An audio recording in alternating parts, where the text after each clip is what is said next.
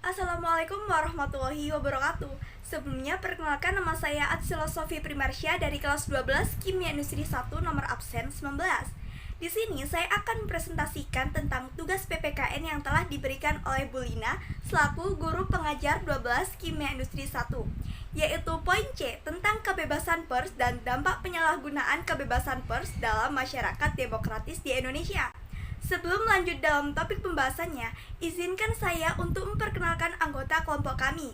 Saya dari kelompok 5 dengan anggota kelompok yang beranggotakan 4 orang, yaitu Anzala Rahma Solika nomor absen 17, Ari Suardini absen 18, Audia Nurmadani absen 20, dan saya sendiri. Oke, langsung aja kita ke pembahasan tentang kebebasan pers.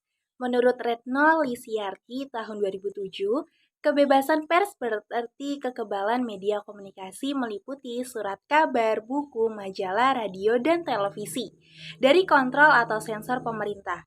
Kebebasan pers merupakan suatu hal yang dianggap mendasar. Masyarakat yang bebas dan pemerintah yang demokratis sangat sulit diwujudkan tanpa pers yang bebas. Pemerintah yang demokratis mendorong perubahan publik dan sosial secara damai dan tertib melalui pengakuan atas hak untuk berbeda pendapat.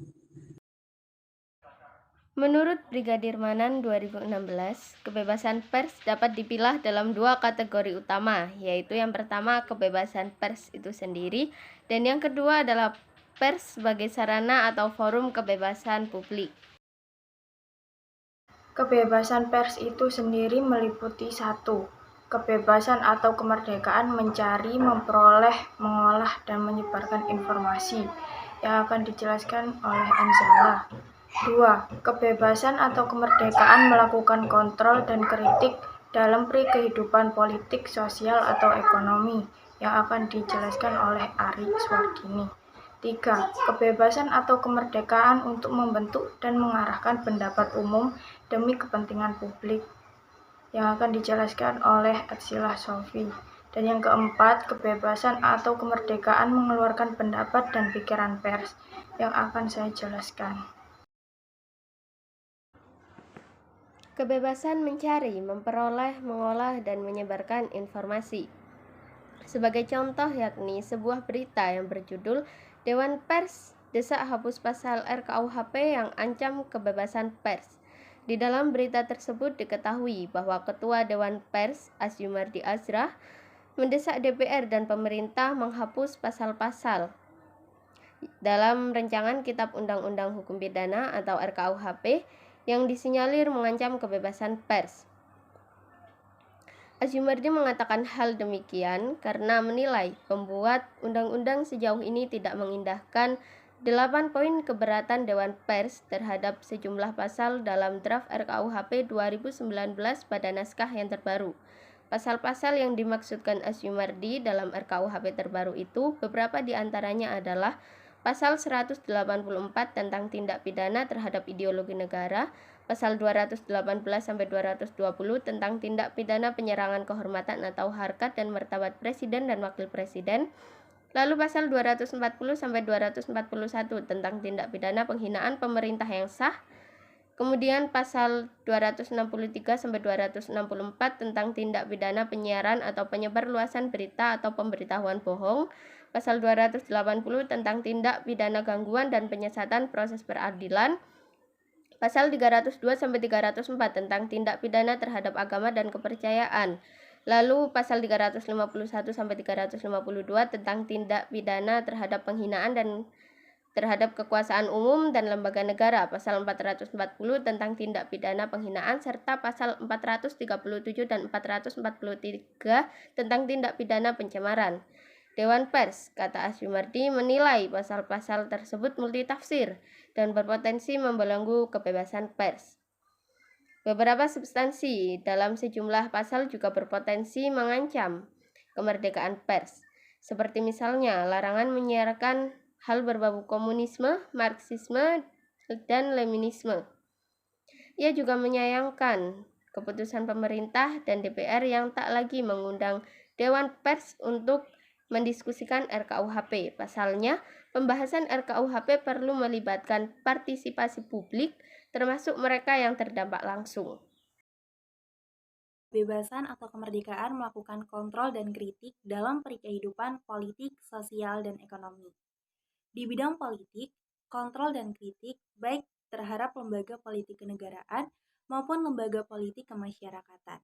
Kontrol dan kritik terhadap kehidupan sosial baik bertujuan melakukan perubahan sosial maupun terhadap tingkah laku sosial. Kritik dan kontrol ekonomi untuk menjamin kegiatan ekonomi dijalankan sesuai dengan kepentingan rakyat banyak. Salah satu contoh dari berita tentang poin tersebut adalah matinya kepakaran dan mahasiswa sebagai agen perubahan dalam masyarakat. Rangkuman dari berita tersebut adalah bahwa menjadi seorang mahasiswa merupakan suatu privilege tersendiri bagi pemuda. Dikutip dari laman kompas.com, pasalnya hanya 8,5% pemuda Indonesia dari 64,50 juta jiwa yang mampu mengenyam ke bangku pendidikan perkuliahan. Adapun privilege yang dimiliki mahasiswa itu yaitu pemenuhan fungsi Tridharma perguruan tinggi, meliputi pendidikan dan pengajaran, penelitian dan pengembangan, serta pengabdian kepada masyarakat. Sebagai kaum intelektual, mahasiswa kerap dipandang sebagai agent of change. Namun, apa jadinya jika mahasiswa tersebut mengalami kemunduran-kemunduran yang mengakibatkan terganggunya proses pembelajaran di perkuliahan? Hal tersebut mengakibatkan turunnya moral, etika, dan keintelektualan mahasiswa. Penulis memberikan saran bagi mahasiswa yang sedang mengenyam bangku perkuliahan agar tidak termakan hoak dan juga isu yang masih beredar. Apapun keputusan, apapun juga yang kita lakukan, harus punya landasan pada dasarnya. Intinya jangan mau dikerdilkan oleh kekuasaan dan pembodohan. Manfaatkan idealisme untuk kemajuan peradaban, serta langkah kita untuk menentukan masa depan kita sebagai bangsa yang besar, yaitu bangsa Indonesia. Kebebasan kemerdekaan untuk membentuk dan mengarahkan pendapat umum demi kepentingan publik. Oke, langsung saja kita simak cuplikan berita dari video berikut. Desakan penolakan pengesahan rancangan Kitab Undang-Undang Hukum Pidana atau RKUHP di rapat paripurna DPR terus bermunculan, diantaranya dari Aliansi Jurnalis Independen atau AJI. AJI menilai ada 10 pasal dalam RKUHP yang bisa mengancam kebebasan pers. 2 diantaranya adalah pasal 219 tentang penghinaan presiden wakil presiden, serta pasal 241 tentang penghinaan terhadap pemerintah. 2 pasal ini dinilai tidak sejalan dengan semangat demokrasi dan peran pers sebagai media penyambung aspirasi publik. Pemerintah dan DPR ini ya saya anggap bersekongkol aja mereka ini. Menggolkan pasal yang mengesankan bahwa pemerintah, presiden dan pemerintah ini mau diproteksi berlebihan.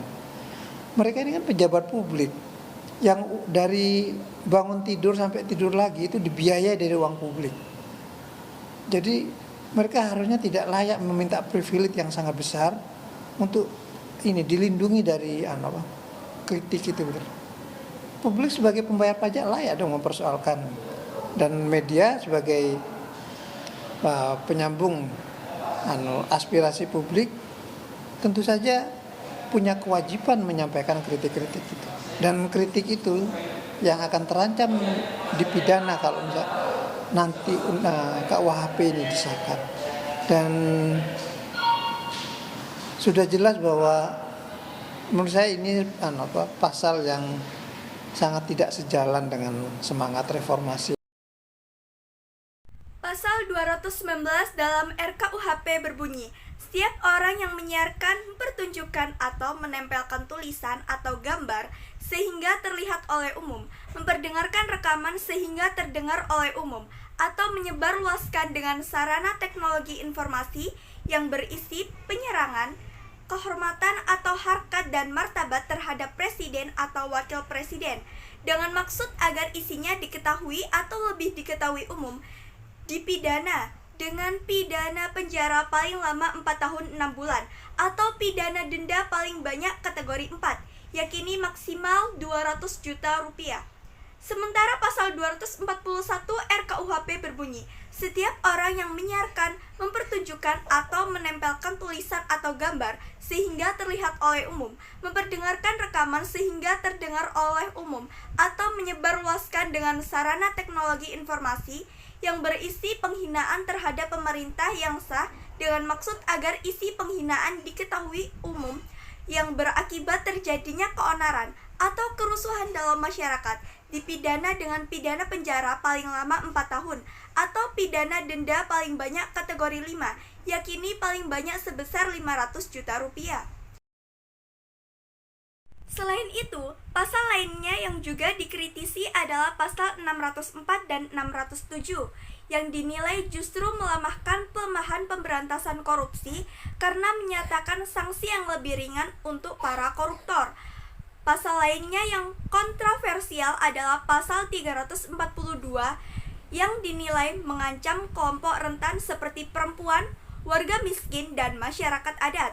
Kendati menuai pro dan kontra, RKUHP telah memasuki tahapan persetujuan tingkat pertama di Komisi 3 DPR dan rencananya akan segera disahkan.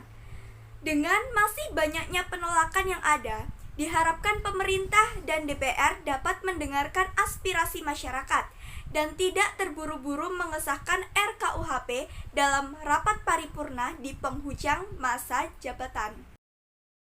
Kebebasan atau kemerdekaan mengeluarkan pendapat dan pikiran pers. Skenario UU PDP ala LSM, yaitu pengungkapan korupsi pejabat bisa dikontrol.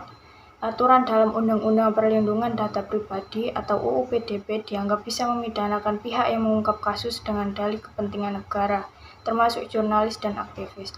Hal ini dikatakan terkait keberadaan pasal pengecualian yang bisa membatasi subjek data mendapat sebagian haknya.